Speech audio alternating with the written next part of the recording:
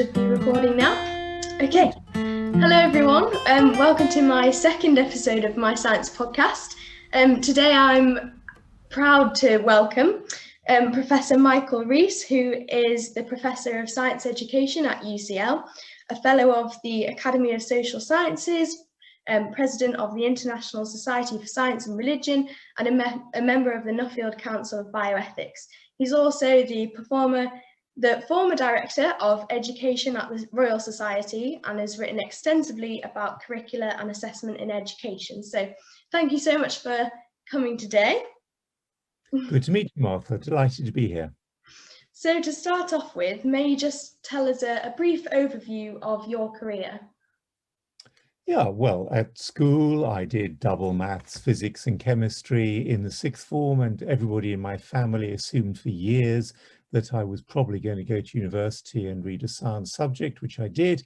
I went up thinking I was going to be a physicist because I hadn't done biology at school, but I went to Cambridge and luckily you get pushed to do a range of subjects, so I very quickly moved towards biology. I then stayed on, did a PhD, did a postdoc, and then went into teaching, taught in schools for 5 years, and that's why the main area I now work is in science education, trying to improve the curriculum we have in schools and the way that science is communicated both in schools and also in museums and zoos and other places. That's fascinating. And that brings me nicely on to my next question, is that how did you transition from doing a doctorate in applied mathematics and being in a sort of a single discipline to then go to the wider complex field of education? So when I was doing my PhD and postdoc at Cambridge, it's very common at Cambridge for people at that stage to give supervisions to undergraduates. So you meet with 2 or 3 undergraduates once a week for about an hour. And the honest answer is I just absolutely loved it. And while I was passionate about the biology, I also hugely enjoyed the teaching. And so after my postdoc, I did a year training to be a teacher. And I had this pivotal week, I think in March, years ago, when I had interviews on, I think it was the Tuesday and the Thursday for more postdocs, 1 2-year postdoc, I think at Newcastle, and a 4-year postdoc at Oxford. But I also had on the Friday, so after these 2 possible interviews for postdocs, the interview for what was actually that year the only teaching job going in the Cambridge area. And I'd got married about 7 or 8 months earlier, and I suddenly realized for a whole range of reasons I wanted the teaching job. And I was very fortunate to be offered it, and then had, assuming I was going to be in school teaching for the rest of my life. But then after my 5 years of school teaching, I got invited back for a 1-year secondment to the Department of Education in the University of Cambridge. And the short version is I never left. I carried on doing that, first at Cambridge for quite a few years, and then got the job at University College London that I now have. Wonderful. And you've done work on the fact that nature nurturing children is really important, especially in the climate crisis that we're currently entering. So how do you think that schools across the UK should implement a higher level of nature connection and environmental values to our children? Well, I think this genuinely is a fairly pivotal time we're at. And I mean, all my working life, I have assumed that the state of biodiversity in the United Kingdom has reached a low point and is about to get better. We're a very wealthy country. We have rather a lot of people who are passionate about nature conservation, etc. But the reality is that decade after decade, biodiversity in the UK, as in almost all countries in the world, gets worse and worse. I mean, I can talk for hours about what I remember when I was a teenager in terms of wildlife, and it is terrifying how rare seeing some of these animals and wild plants now is.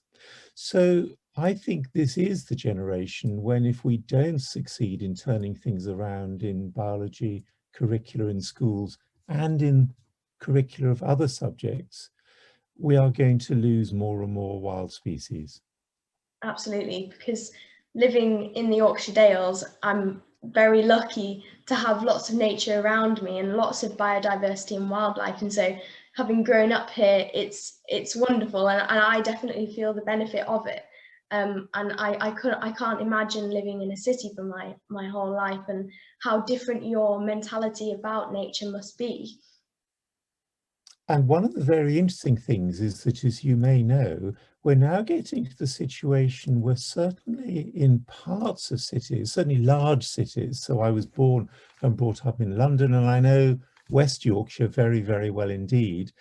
So you go to the outskirts of Bradford, Leeds, certainly York, etc., you get more wildlife than you do in the countryside where I live in Cambridgeshire, because in Cambridgeshire, we are predominantly an arable environment. Yeah. And the quality, in one sense, of the pesticides and the herbicides that there now are for farmers means that it is a virtual desert.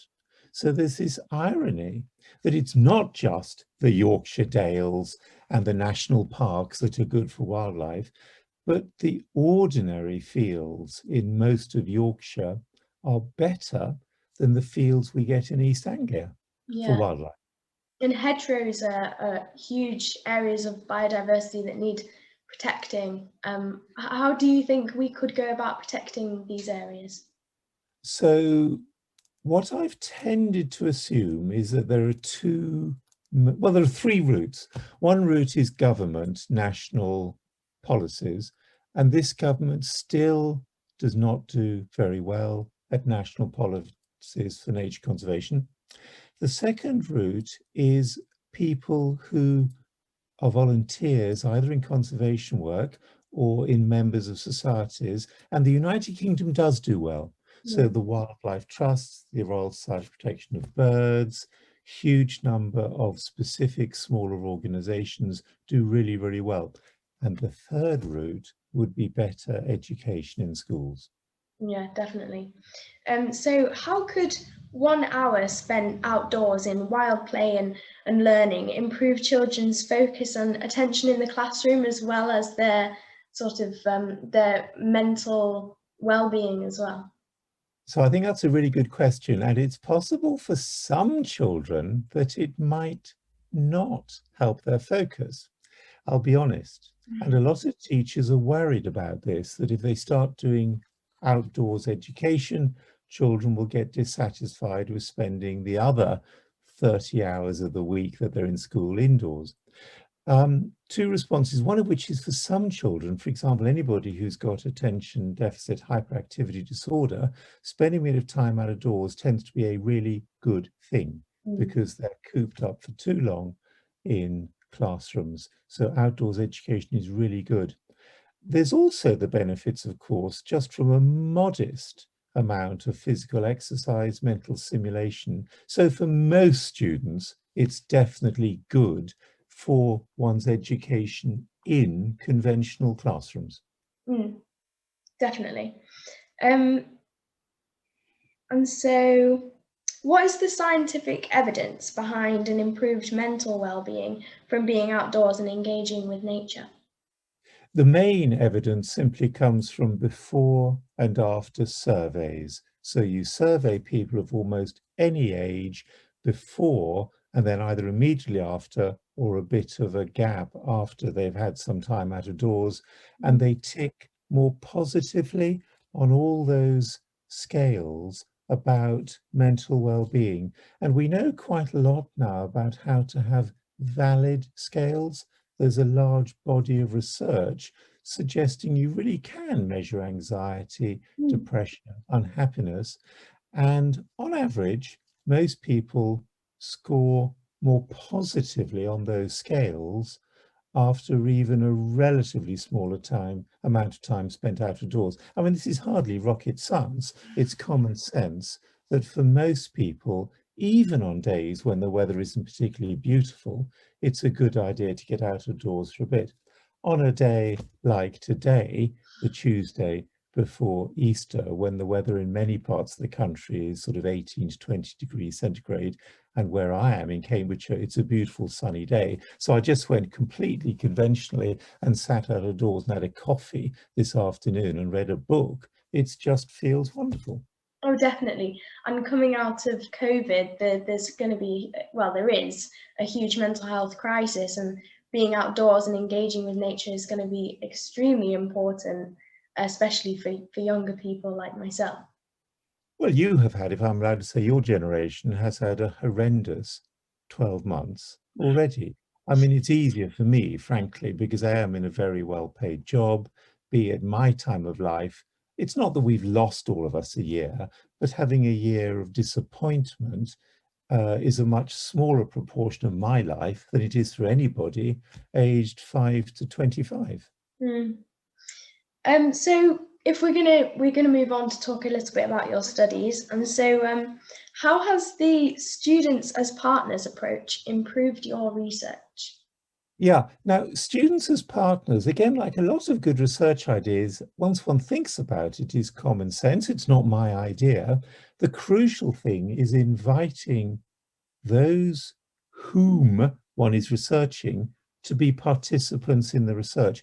Very briefly, the idea really took off in medical research, and a lot of medical charities now involve patients and former patients and the families of patients much more in their decision-making processes. So to give one example, most medical research 20 years ago was very focused on finding fundamental new treatments, okay, and the cures.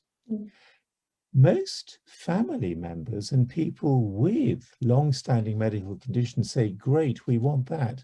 But what we also want is simply ways of living with the diseases that are better for us. So there's been a big shift in medical research from almost exclusively concentrating on cures and treatments to now also having research about more pleasant ways of living with conditions.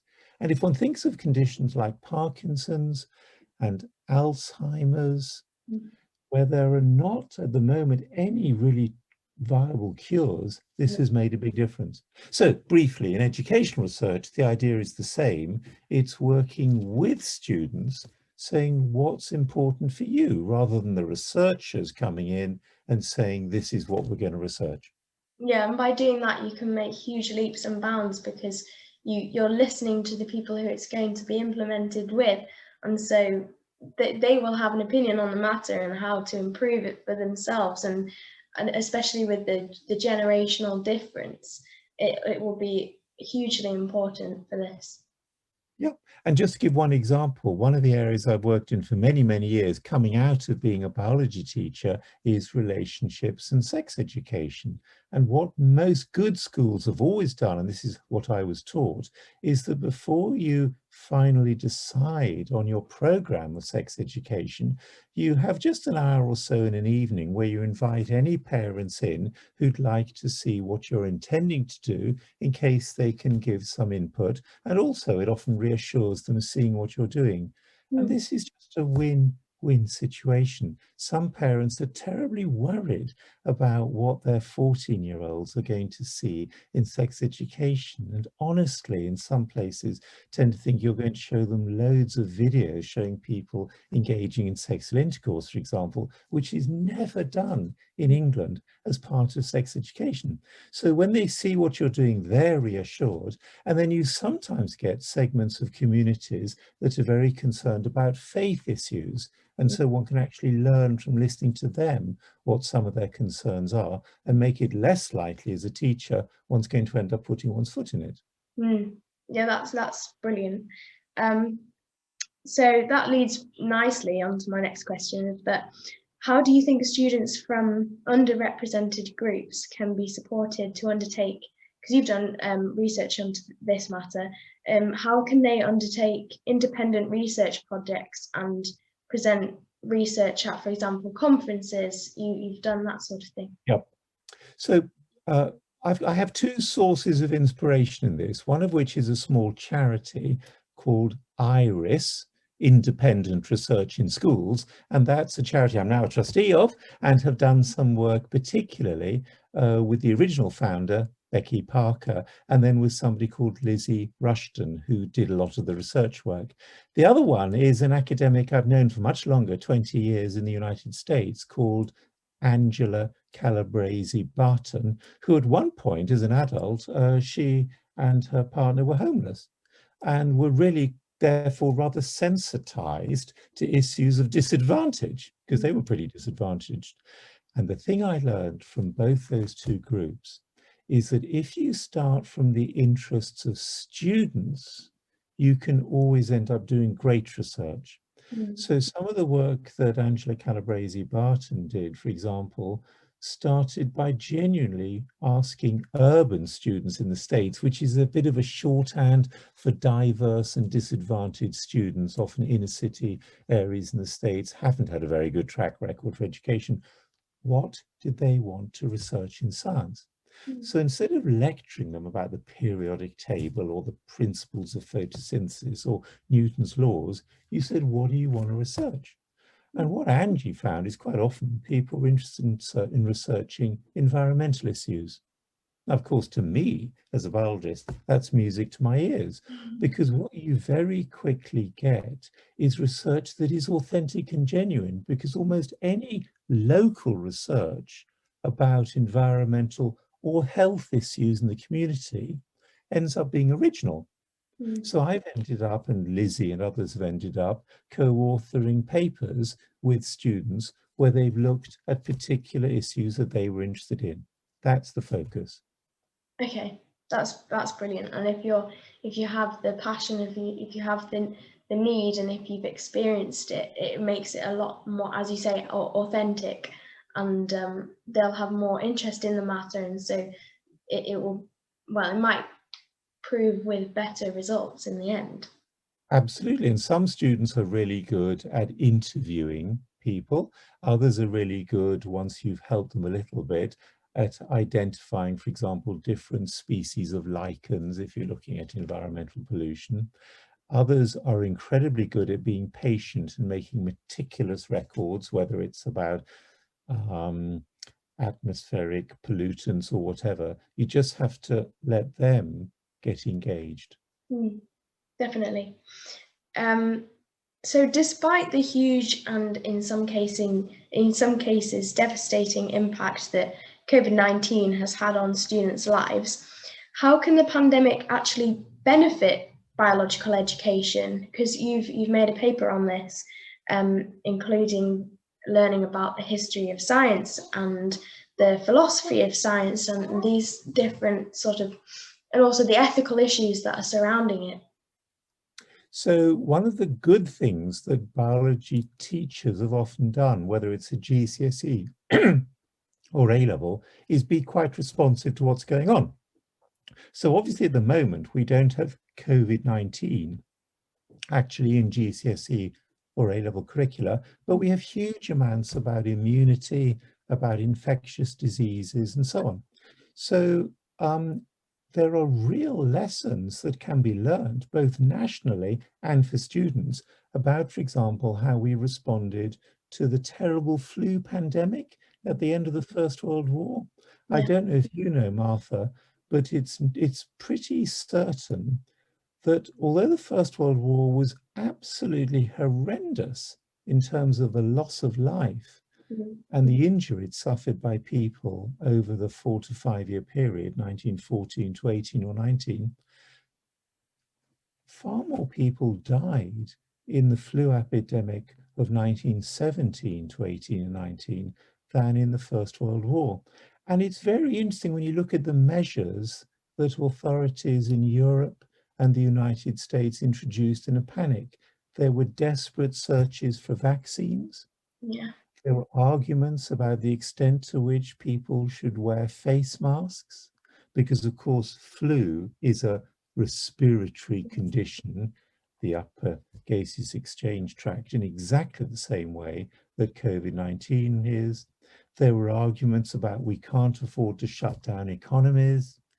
There were arguments that eventually we'll get herd immunity, and then people panicked because there were so many deaths that local health systems got overwhelmed. To be very honest, if more governments had learned the lessons, not just from recent diseases like SARS and MERS, but historical ones like influenza, around the world, we would have had fewer people dying from COVID-19, and we would have had less impact on many countries' economies. Yeah, and it's also proved to us how quickly we can adapt and how fast we've made the vaccine, and we have policies in place now for the future, because this isn't, well, I know that's quite pessimistic of me to say, but this isn't going to be the only one.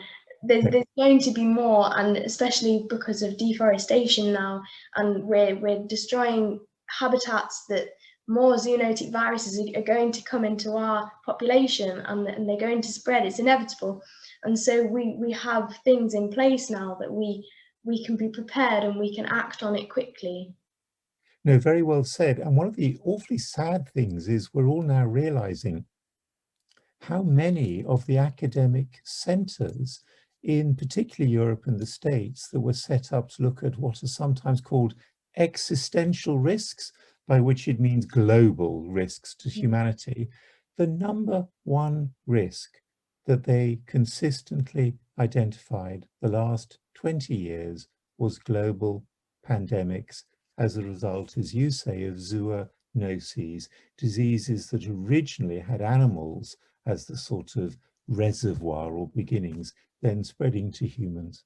And also because of COVID, we have better education of examining data and also questioning human practices, and we also have the ethics surrounding who gets the vaccinations first, and sort of, yeah, the ethical issues of valuing life, which life has a better value than others, and who should get it first. And that's a huge debate, a bit like the balloon debate, the hot air balloon debate. Who do you throw out first? And I think that's really important to teach children those sort of issues now, because they can be applied to lots of other things, and they'll come across that in their lives.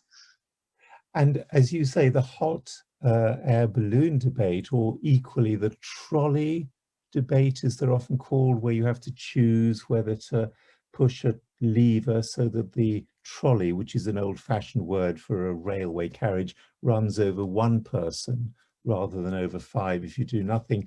They're great for debate. They're a tiny bit, some people find, artificial, whereas debates about access to vaccines are the opposite of artificial. And different countries at the moment have reacted a bit differently, not massively differently, but a bit differently. And of course, there's the issue about equity between countries. And it's learning about how economics and politics interrelate, and how the different countries of the world can work together, and whether they will work together or whether they put their own interests first. And I think that's really important.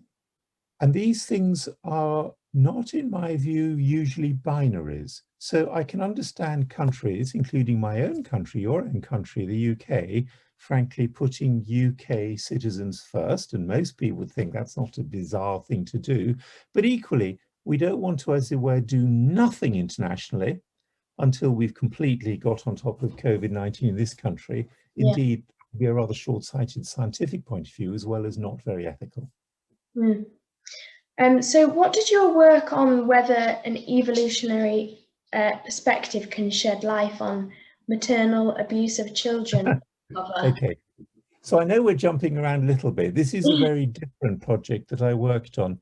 I've been in a reading group at the Tavistock Institute for the last 5 years, and the Tavistock Institute employs a range of people, but particularly psychotherapists, people who spend their professional lives working often with people who've had damaged childhoods. And indeed, I worked for 10 years professionally part-time, not as a psychotherapist, but as what's called a psychodynamic counselor. And the most common reason why people go for therapy is because something's gone wrong either in the past or nowadays is going wrong in their relationships. And one of the most common reasons why things go wrong in people's relationships is because they didn't have great relationships when they grew up. And one of the most difficult examples for most people to imagine is, why might mothers sometimes not do what's best for all their children? And the short evolutionary argument is that sometimes when mothers are frankly in impossible circumstances, so they haven't got enough food, they haven't got enough time, they may have to prioritize some of their children's needs over others.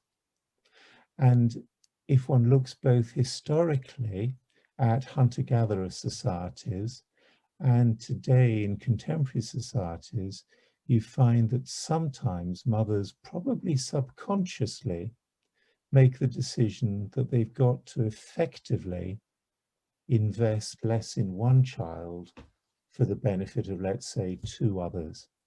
And the child who's invested in less, not very surprisingly, is more likely to be a younger child or a child who's not so healthy.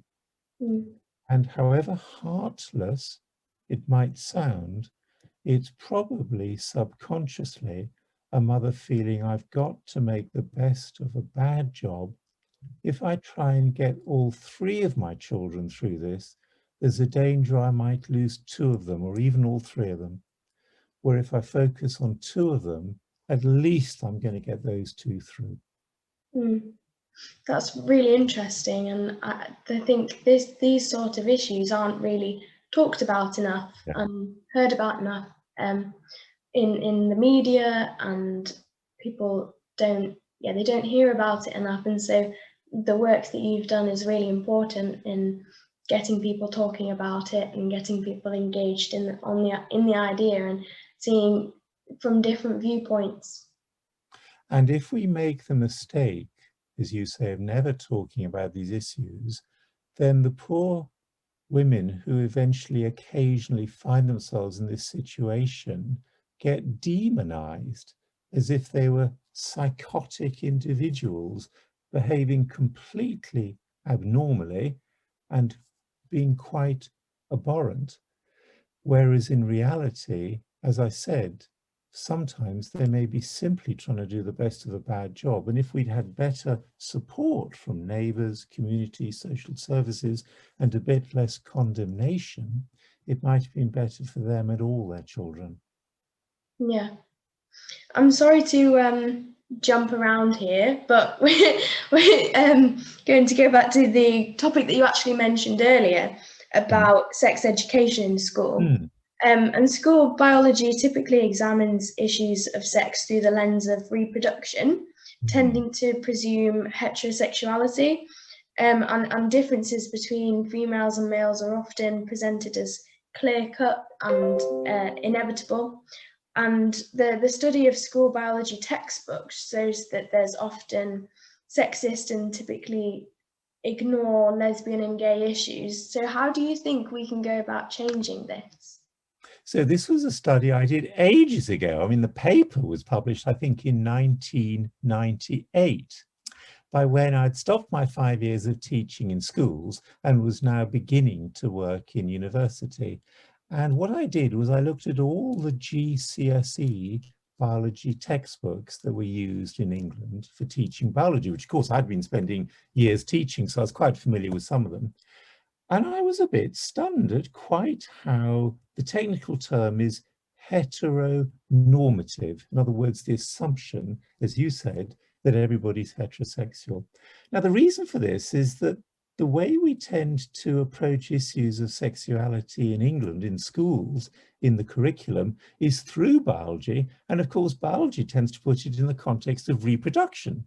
So it's not very surprising that one starts off talking about people as if everybody was heterosexual. Now, about 90-ish% of people are, so it's not an appalling mistake to make, but that still leaves an awful lot of people for whom they're not. The next two things I want to say is that also what you get in school textbooks is a privileging of the male. Now, this comes out most clearly when you start looking at how school biology books teach about penises and the clitoris.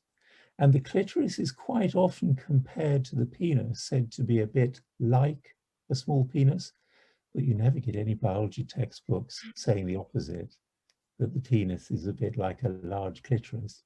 And also as a biologist, I was a bit stunned to find how many of the textbooks simply didn't show the clitoris at all, literally omitted it altogether. Now, this was at a time when we knew almost nothing about trans issues. The number of people who were transgender was very small.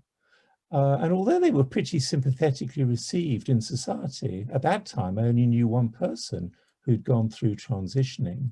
Nevertheless, it wasn't an issue in the way that it is now. So I think we really need to start improving school textbooks in this area because they're still pretty old-fashioned.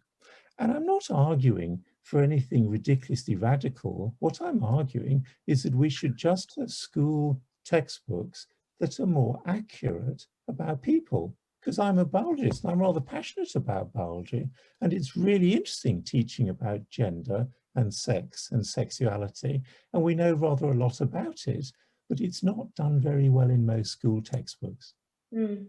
Definitely. And once again, I'm going to jump completely to another area that you've gone into, and I found this really interesting because I hadn't really heard of this before, but can you explain to our listeners, do you believe that robots attain personhood, and if so, why? Right, so this is one of my more wacky papers as far as most people are concerned. So we all know perfectly well that robots, artificial intelligence are becoming more important, and they will do during our lives. I've little doubt, for example, we'll see far more use of robots in care homes, not replacing staff, but doing the sort of things that staff, frankly, are not superb at doing, like at 3 o'clock in the morning, helping somebody who's quite heavy to go to the toilet or something like that. I then began to wonder, and other people have as well, as we get robots with more and more complicated systems controlling them, could we imagine that robots might indeed become persons? Now, this is a very, very familiar trope or theme in science fiction, which I'm quite keen on. So anybody, for example, who's a Trekkie who enjoys Star Trek will know about Data, not in the original series, but one of the subsequent series, who basically is an android, so he is artificial, but his brain, or whatever you want to call it, is such that he has elements of personhood. And without going into a half-hour lecture about this one particular issue, I think as a biologist and a moral philosopher and somebody with a fairly conventional religious faith, I think it's perfectly possible to imagine that we might get robots that do themselves have elements of personhood, who become capable, for example, of analyzing their own behaviors in the way that in humans you don't get 2-year-olds doing. 2-year-olds in that sense don't exhibit personhood. But by the time they become 3 and 4 years old, they do start to think more about what they're doing, we think, rather like chimpanzees do, and indeed some other species do. So I think it's possible that robots might develop the beginnings of personhood, and then who knows what will happen as they get more and more complicated.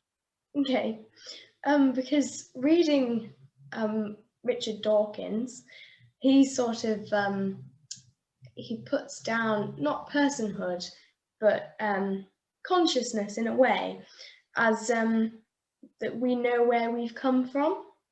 And so do you think robots will ever reach this stage and be classed as conscious? So I have a high regard for a lot of Richard Dawkins's writing, because my academic background was really in evolutionary biology and population genetics. And of course, he writes unbelievably well. I might not agree with all of his theological arguments, which I don't think are his best writing, but for his writing on evolutionary biology, he is peerless.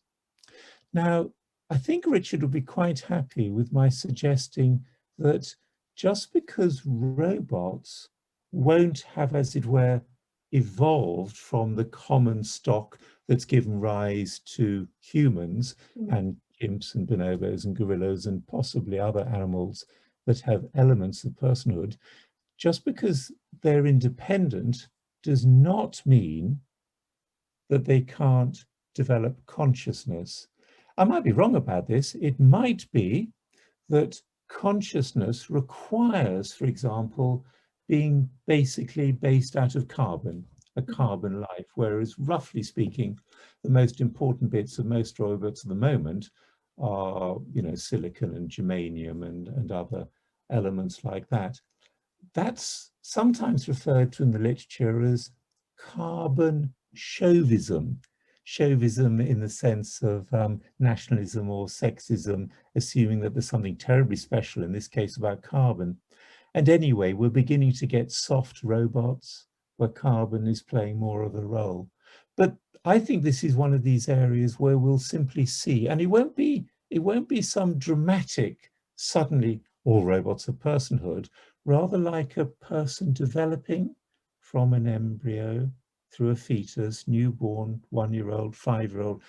I think we gradually move into personhood, and therefore we won't have to worry about the sort of robots that mow lawns or do people's vacuum cleaning being persons. They won't, because they won't have, frankly, the semiconductors for it. They won't have enough of them, and they won't be good enough quality. But the ones that we are packing more and more transistors and their equivalent into, whether it's for playing games of chess or Go, or for developing artificial intelligence, I think they might. Okay. What sort of implications for moral education might that have? The short answer is, it's rather like when men finally started accepting women as being equal and persons. And it's rather like when white people stopped seeing slavery as morally acceptable. It just shifts the whole discourse. And therefore, we would start having to think about, could we just treat these robots as working for us 24 hours a day, 7 days a week, which is pretty much what happened in slavery, barring people needing sleep, which robots don't need. And there would be an enormous number of ethical questions about ownership and how they should be treated, again, which are paralleled by issues in the history of feminism and in the history of anti-slavery movements. That's really interesting, and I don't think many people have thought of that before, because we definitely are of the view that robots have come from us in some way. We've created them, but this idea that perhaps they have personhood would really change people's view and idea of what a robot is. And again, you and I could talk for hours about this, but it's rather like how we relate to non-human animals. Now, for example, I'm very comfortable with the notion of animal rights, but I do have pets. So we have a cat at home, which some people who believe in animal rights think is morally unacceptable, because they see it a bit like a form of slavery or ownership of an individual that has rights. I have to say, I think our cats over the years have led such wonderful lives of near luxury and been so well treated that I'm quite comfortable with it. But it is a worthwhile ethical issue to think about. And at school level, I think it's really good talking about what do we mean by a person, and are farm animals persons, and therefore, you know, how do we feel about slaughtering farm animals? How strong are the arguments for vegetarianism or veganism? Pet ownership. What about guide dogs, for example, where it could be argued that people benefit massively and in a way that's very difficult to replace? Absolutely. That is all my questions covered. And so if you have any questions to ask me, or any points you'd like to cover, any other works that you've done that you'd like to talk about on the podcast? Well, I think we've talked quite enough about what I'm doing on the podcast, but tell me a bit more about how you attract readers to your podcast, or listeners, I should say. Well, this is going to go on social media, and so it's going to be a link that you can just click on, and it's going to have these interviews all on there, and it's going to have any papers that we've referenced to, or any of the questions are based on. They're going to be able to read them, and I'll put them next to the podcast. And I'll have a little bit about who I'm interviewing on there. And so if anyone has, you know, passions, and if they're really interested by this, they can do further research into it. So that's the sort of idea, and I think it's really important to get people talking about science and get people excited by it, and yeah, really spark passions, and especially getting young women into science as well, because I think it's rather well, less represented in this area. And certainly in the physical sciences, which is a tragedy, because we now know quite a lot about how, for example, one can improve physics curricula at GCSE so that more young women are not put off, because when they go on to do physics A-level, of course, they do exactly as well as young men doing physics A-level.